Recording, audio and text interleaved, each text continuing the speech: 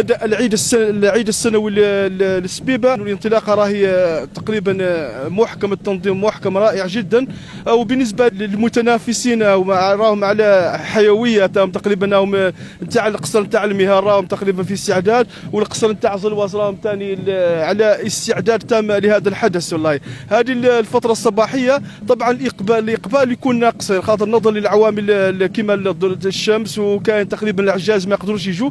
اما بالحدث الكبير اللي راه ان شاء الله اليوم الامسيه نتاع اليوم العشيه. Bonjour, aujourd'hui nous sommes au festival de Sebibas. C'est une première fois pour moi dans la ville de Djanet et je suis très heureuse et honorée de pouvoir assister à ce festival. J'ai pu voir les préparatifs et vraiment j'ai très hâte cet après-midi de voir la cérémonie officielle.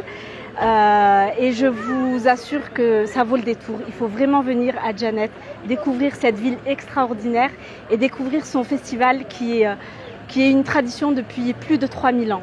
احنا رانا اليوم في جنة سبيبة، راني فرحان اليوم على التقليد، ان شاء الله العام الجاي.